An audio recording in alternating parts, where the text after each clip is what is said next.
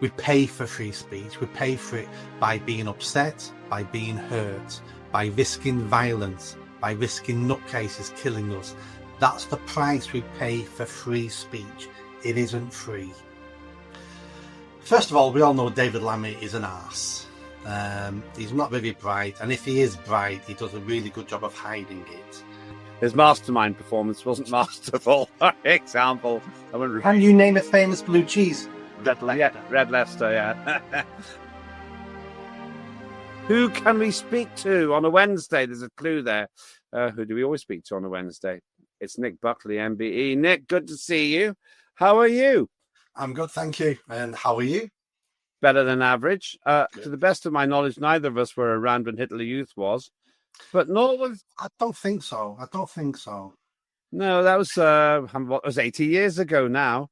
I think even Joe Biden was a baby then. And Nigel Farage wasn't even alive. But this is the crazy thing. Our wonderful Deputy Prime Minister has accused Nigel Farage of being involved with Hitler Youth. What do you make of this? First of all, we all know David Lammy is an arse. He's not very bright, and if he is bright, he does a really good job of hiding it. It's always the hypocrisy that gets us. I mean, David Lammy should be able to say what he said. You know, it was crass, it's not true, it's stupid, but he should be able to say it. But that's not the issue. The issue is twofold for me. The first thing is Labour always going on about we need a much softer, gentler politics because politicians are in danger, and this sort of rhetoric, you know, poisons the well and we can't get anywhere. And they've got a point with that, but they're normally the nastiest. And the first people who come out with the nastiest comments are the Labour Party and the people on the left. Now, the second part of what he said was a month ago, Charlie Kirk in America got assassinated for being a Nazi. When you're telling the mentally ill on the far left in this country that not only is Nigel Farage going to be the next Prime Minister and we're all afraid of him, and not only is he a right-winger, and not only is he a Thatcherite, not only is he a Nazi, but he also was part of Hitler Youth. And then when Nigel Farage is going to be stabbed in the heart or shot in the head, and we wonder why that happened, is because of statements like this. That's exactly my issue. And we did do some research here at Unprecedented TV. And I want to get this exactly right, and we'll have a look at it in just a moment. But my understanding is that the problem arises. I'll look at it now, actually. If we just get the information. Yeah, this is what it says.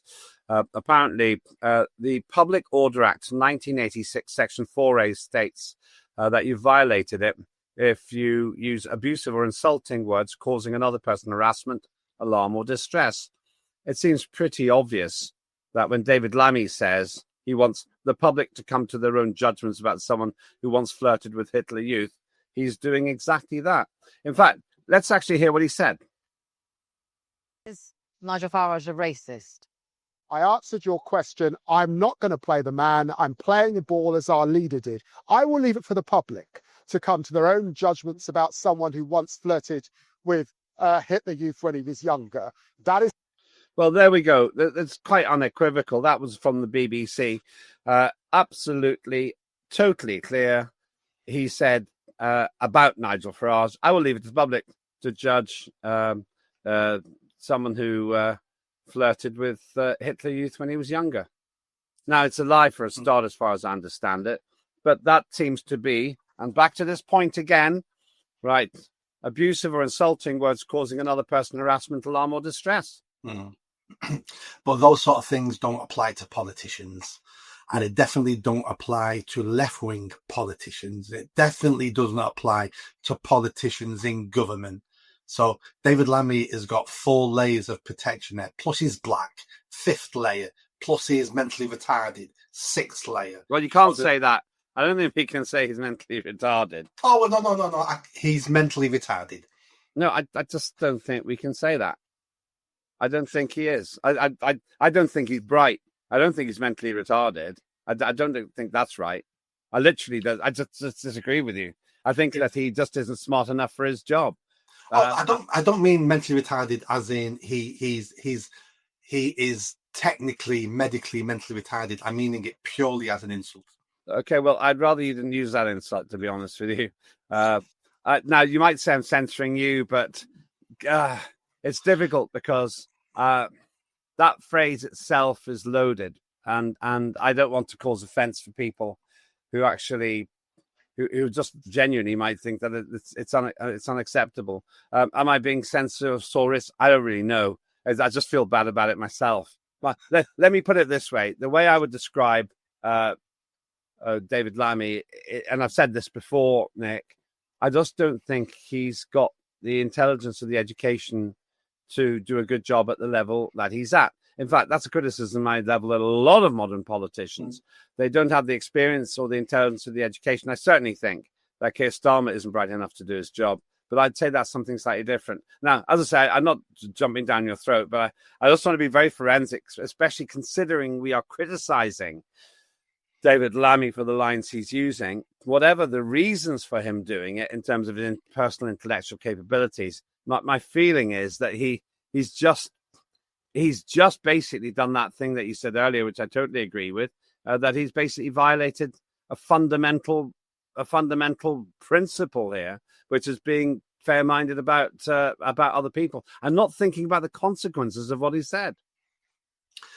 I don't think it's that. I just think it's the pure hypocrisy of the man. Politicians have always had a go at each other. They've always been underhand against each other. That's part of politics. What in this case is the fact that David Lammy would be the first one to criticize someone else for saying something like that about someone in his party. He would be jumping down there, so this is dangerous, this is rude, this is, you can't say. He'd be the first to say those things, but it's okay for him to do it against someone else. Yeah. Well, he's as I said, I don't want us to be ending up with all kinds of problems ourselves. That's the only reason I was so fast about that phrase, because it is tremendously loaded. Also, I've got a major issue about something that Lauren Edwards, I will be following it up with, her said about some of my Estonian countrymen. Let's look at David Lammy again. Here's something else he said. Get it, of course, is Nigel Farage. He wraps himself in our flag, but his policies don't match British values.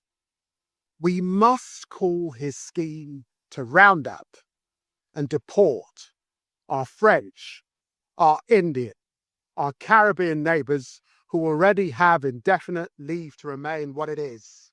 It is racist. Well, see, now, this is the next problem I've got. I know Nigel Farage very well. He's not racist. Now, I think that's slander. Well, there's 1,000,004 different definitions of the word racist. So according to the left, Lammy is perfectly correct there. So according to the left's definition of racism, Nigel Farage, me and you are probably all racist. So it all depends on the definition. The left has spent the last 30 years changing every definition of every important word. So when we argue with each other, if me and David Lammy now were having a debate over racism, we would be talking past each other and over each other because we wouldn't be debating the same topic. We may have called it the debate End Racism, but his definition is completely different to my definition. They've just changed the meaning of the words. I think that racism is when you genuinely consider somebody from a different ethnic background to necessarily be worse than you, whatever that means, simply because you come from that ethnic background. And it's quite obvious to me Nigel Farage is not that person. Nigel Farage, in fact, has taken great umbrage by what's been said about him, not just by David Lammy, but we'll come on to Keir Starmer in a minute. Putting all this together, though, the issue I've got is the same one that Nigel Farage has, that using language like that could actually evoke a practical response, as you said, from people who are mentally ill, who literally might think that somehow, despite the impossibility of it, that Nigel Farage was involved with Hitler Youth or something like that. Many people would say, if I could go back in time and kill Hitler as a baby, I would, because it would save 100 million lives. And I can understand that way of thinking. Now, roll it on to today, and we're telling the far left, Nigel Farage is going to be the new Hitler. What you do with Hitler's, you kill him, because it's the best thing for humanity. That's what we've been told for 70, 80 years. So this is a call for Nigel Farage to be assassinated. It really, really is. Yeah, and that's what worries me so much about it. Now, he was later on forced into a retraction, but this retraction came a little bit late, and he didn't do it very happily. Lammy backtracks on Farage Hitler Youth claim. But there he is with a British flag. It just beggars belief that they're all trying to catch up with Nigel Farage by waving these flags around. But back to this point about Lucy Connolly. Lucy Connolly put 30 words on the internet. They were pretty provocative, I would say. She admits it herself. But then she took them off. 4 hours later, she removed them. And as far as I know, there's no evidence of her actually having caused anybody to caused anybody to actually attack someone. But as you've described correctly, the great concern here is people of limited capability or just full of hate will do what this woman, Lucy Connolly, didn't create, which is an actual violent act. And this is the thing. Lucy Connolly, I watched her make a very impressive speech, indeed, at the Reform UK conference. And she is quite circumspect about it. She doesn't deny that what she said was wrong, but she certainly thinks that what happened to her was disproportionate. Now, I'm willing to bet that she'll have something to say about what David Lammy said, but that's less important to me than the fact that Labour itself was perfectly happy to see Lucy Connolly behind bars for over a year for hurty words on the internet, which she herself took down 4 hours later. And it's very difficult, therefore, for me to understand why David Lammy should not be the subject of a similar investigation, Nick. That's because we have a two-tier justice system. The big mistake from Lucy was pleading guilty, because she took legal advice, and the whole legal profession had pressure put on them from above saying, we want all these people locked up and punished ASAP to stop the riots. So she was advised, please plead guilty, and you'll probably get a slap on the wrist, and and that'll be the end of it. So she took advice, pleaded guilty, and got 3 years in jail and served the 1. So it's a bit hard to compare sometimes with someone who's not been arrested, but someone who's pleaded guilty. She never should have pleaded guilty. That's no excuse, even if she had, and she did plead guilty. Even if what she said was horrendous, and what she said wasn't horrendous, she just says, I don't care. I don't care if people die. I don't care. That's basically my philosophy for the rest of the world, because there's nothing I can do about the wars around the world. So therefore, I don't care, because nothing I can do. It was a bit stronger than that, but the interesting point is, as you say, she was advised to plead guilty. My problem is here. My fundamental problem here is consistency. If Labour wants to play lawfare games with the British public, they have to expect the British public to play lawfare games with them. That's really the fundamental point I'm making here, Nick. And for David Lammy to say things which genuinely could provoke some kind of a dangerous response towards not just Nigel Farage, but people in the Reform UK and senior figures there, that's what bothers me. Now, Keir Starmer has tried to nuance what he said. But let's first see what Keir Starmer, actually did say. Now, this comes from the conference. Starmer seems absolutely obsessed with Nigel Farage. Listen to this. When was the last time that you heard Nigel Farage say anything positive about Britain's future? He can't. He doesn't like Britain, doesn't believe in Britain, wants you to doubt it just as much as he does. So he resorts to grievance. They all do. They want to turn this country, this proud, self-reliant country, into a competition of victims, saying to you, to working people, don't trust in each other. You can't fix this. This is not a great country. But it is conference. And once again, that's just a lie. What Keir Starmer says there is completely untrue.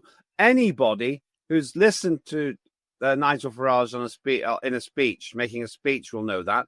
But even more fundamentally, Nick, anybody who knows him personally knows that Nigel Farage had kind of left politics. But he was so disappointed by the fact that the things he'd set in motion, such as getting Brexit done, hadn't been done, that he's rather reluctantly come back in. So I'm stunned that this man in the picture there has got away with this so far. He's been challenged on saying that Reform UK has racist policies, and he tries to nuance this. So I say, I'm not saying that Reform UK members and voters are racist. Well, yes, who's the racist person who's making the racist policies then, Starmer? That's a great example from Starmer of projection, because everything he's saying there is what I believe the Labour Party stand for. The Labour Party are the one for decades now dividing us up into groups of victims against each other. Labour Party are the ones who seem to hate this country, who seem to be destroying it with net zero, with giving away our territories, with always wanting to join multinational global organisations because they don't think we can run ourselves properly. Everything he said there was projection. Yeah, it's interesting. My feeling is it was projection in the following way. I'd use the same word, actually, Nick. Because they've made such a total mess of their first year, they're looking to blame everyone except themselves. They're still blaming the Conservatives for the economic woes of the country. And now, instead of admitting that Labour has completely broken just about every economic promise that it's made to the country, they're saying, oh, well, if you think we're bad, take a look at Reform UK. Yeah, they are. And I think all this is backfiring on them. I think the Labour Party conference up to now has been fantastic PR for Reform UK, because the more Labour go on about Reform UK, call them racist, call their supporters racist, call their leader Hitler, supports Hitler Youth, the more they do that, the more the people are sat on the fence. Because don't forget, everyone in that hall will never, ever vote for Reform UK. They'll always vote Labour. Yeah. There's a big section of people who will always vote Reform UK, no matter what happens to Reform. Yeah. But a third of people are in the middle. And every time they're hearing these attacks on them, on Reform, but also the fact that if you want mass deportation, if you want your country back, if you're sick of being flooded by third world immigrants, you're a racist. You're part of Hitler Youth. We actually want you to be assassinated. You know, that's the subheading. Those people are going to be flocking to Reform UK. I don't think Labour realise how much damage they're doing to themselves, all because they're trying to keep the party together. Returning to the core issue here, it seems to me that this relentless attack, verbal attack on Nigel Farage is understandably annoying him and probably upsetting him, because it does begin to make Reform UK look like a target. Now, I think this is completely against the rules of engagement in politics. And give you another example here, and this is more about the Prime Minister than the Deputy Prime Minister. Keir Starmer, in the run-up to his conference, he kept saying that Reform is the enemy. The enemy. Now, I loathe that kind of language in politics, because you attack enemies. I think that Nigel Farage is the competition. And that's what politics in Britain in a peace-loving country should be. And when you start using language like enemy, it's a little bit like what you said before, Nick. You're beginning to use very emotive language, because Russia, according to Starmer, is the enemy.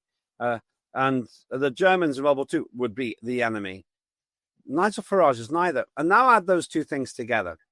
The fact that we fought the enemy, which was Germany in the 40s, and then idiotically, in my view, the underperforming David Lammy calls Nigel Farage out as something to do with Hitler Youth.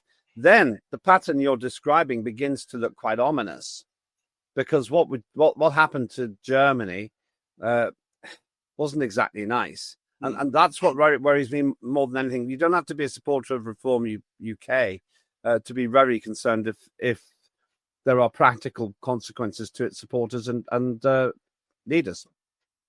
Politics has always been a nasty business. Go back hundreds of years, some of the speeches in Parliament, what they called each other, is always been like that.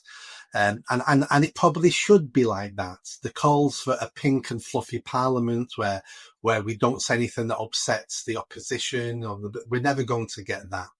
But there is a line, and the line that David Lammy crossed wasn't calling Farage the enemy because he is their enemy. I get that. It was linking him to a real enemy that we had a war against. That was crossing the line. I mean, if you add the two things together, the fact they're using enemy language and then this ridiculous slur about Hitler Youth, that's the problem I've got. The Prime Minister says that Farage is the enemy. The Deputy Prime Minister suggests that Farage has been flirting with Hitler Youth. Even though it's chronologically impossible. It's that accumulation effect. So, so I understand why politicians say the things they do, but there is lines there. There's lines. And it's a little bit like when Angela Rayner called the Tories scum. You know, that crossed a line, and him linking Farage to Hitler Youth crossed a line. But everything before that, I think, is perfectly acceptable, and we need to understand that if people act upon your words and your insults, that isn't necessarily your fault unless you've incited violence. Now, we should be aware of what we're saying, and we should be aware of the mentally ill people who may get a gun or a knife or a bomb and do something, and we must be aware: are we contributing to that?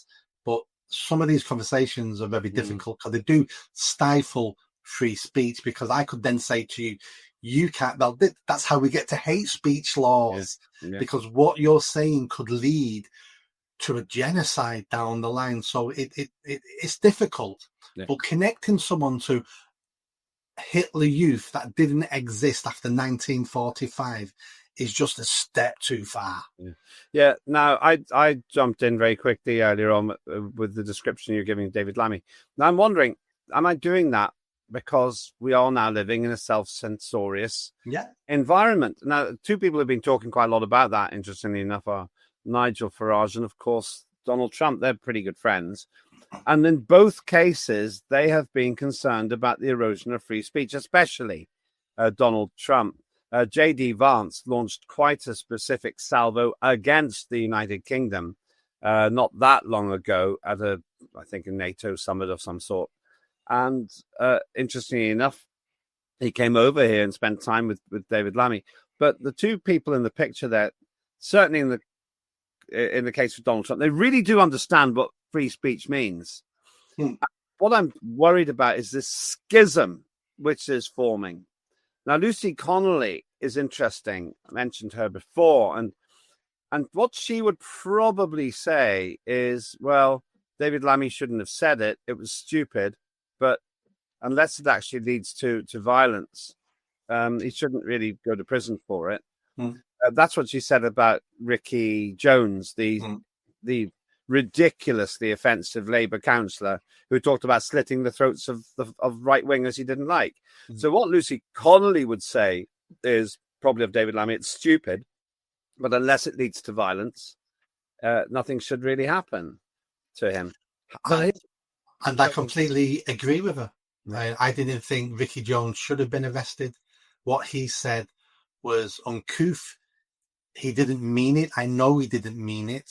And nobody would take what he said as a direction to go slit someone's throat. Just like David Lammy shouldn't be arrested for what he said. It's stupid, but he's a stupid man. And it might be, he's contributing to a environment where right-wingers could be assassinated, but that's not his aim. I'm 100% sure that's not his aim. He's not trying to do that. If we have free speech, we have to live with the consequences of free speech. And that's hearing words you don't like, It's hearing words other people don't like. It's hearing things and sayings that we go, oh, that's crossed the line. That's outrageous. Free speech isn't about hearing the things we enjoy. It's about hearing the things people we don't like say things we don't like. Because if they don't have free speech, none of us have free speech. Yeah, and I'm actually aligned with you on that to a very enthusiastic degree. Here's how I see it. I came into politics actually because of freedom issues, not so much economics. I think that most governments screw up their economic policies, not just the Labour Party, but all governments, I think, are pretty bad at it. But I came in because I could see our free speech being limited. And my personal opinion is the same as yours. I'm pretty active on X. Follow me on X, please, if you're not doing it already. And also remember to subscribe to Unprecedented TV, YouTube. I have to say that. I'm told to say that all the time, Nick. So thanks for the indulgence there. My position is as follows. The people who say really offensive things about me and to me in X, I'm not going to sue them. Very unlikely I would, because I understand those are the rules of engagement. Those are the terms of reference. Now, those people are very unlikely to say them to my face, but they can hide at their keyboard and say it. I get it. I understand. Sometimes they make very critical comments I happen to agree with, and it helps me think better about stuff. And that's one of the great things about having robust debate. Where would I stand with Lucy Connolly? No way should she have gone to prison, in my view. There's no evidence that she actually did cause any third-party harm. Never should have been arrested. Well, she shouldn't have been arrested, really. I don't think she should have been arrested at all. Ricky Jones probably shouldn't have been arrested. It was more questionable because he was very explicit about his incitement. But on balance, in my world, if I was Home Secretary, I would probably have phoned him up myself if I was in the Labour Party, saying, "What do you think you're doing? You're bringing the party into disrepute with your idiotic position. We are suspending you for 6 months. Why do you think about it?" That's what I'd say. But if the police said, "Do you want us to go and arrest him, Mr. or Home Secretary?" I'd say, no, it's too much. If he keeps doing it, we may have to come back to it. But if he doesn't do it again, then we'll suspend him from the party. That's in our power. And then we'll see how he is. If he's genuinely repentant, if he kind of understands in his thick head that what he said was wrong, then we'll let him back in. And now with David Lammy, same problem. I think I agree with your definition now. He's a comparatively unintelligent man for the job he's doing. We see this time and time again. His mastermind performance wasn't masterful. For example, Can you name a famous blue cheese? Red Leicester. Yeah, Red Leicester, yeah. So he's not blessed with genius as far as I can tell, either, or he hides it very well, which in itself isn't a crime. And actually what he said about Nigel Farage, it's skirting around the danger zone, because if there is third-party harm, that's the point where we need to revisit it. It's too late then, of course. That's the point. Is it that David Lammy has opened a danger to Farage and others? That's really the only question I've got here.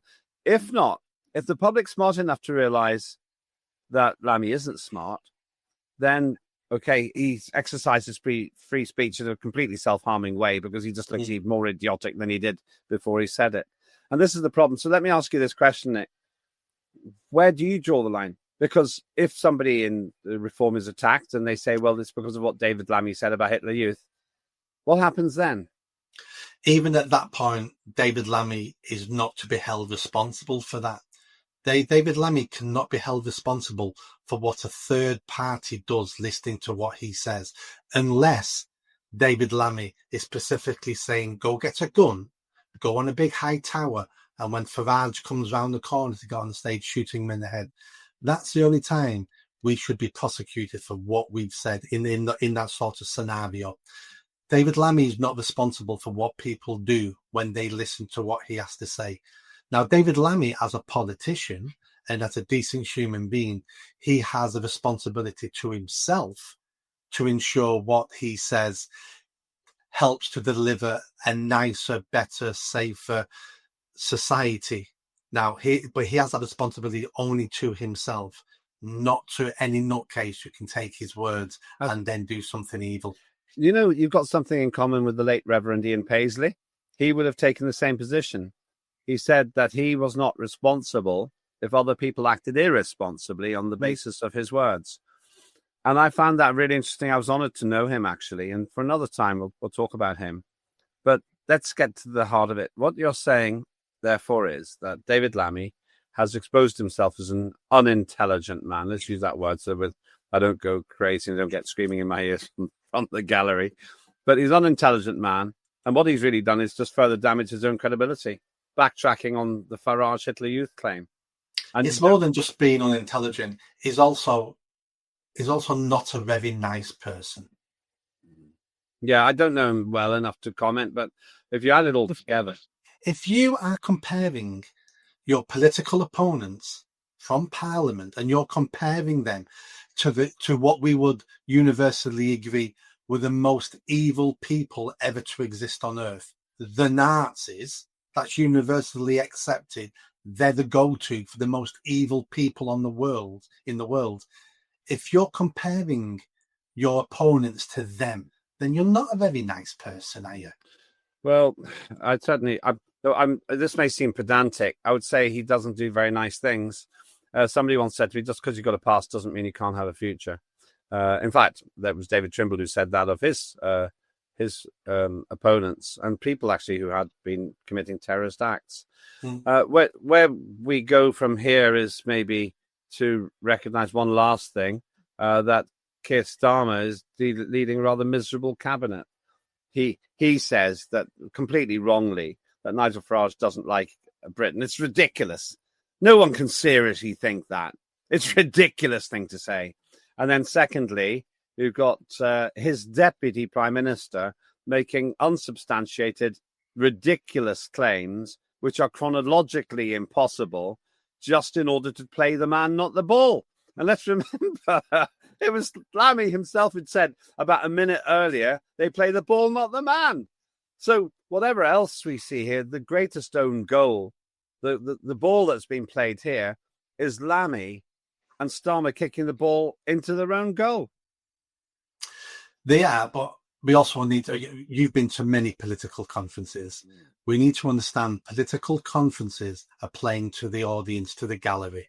They're saying all the things their supporters want them to say because they want the round of applause.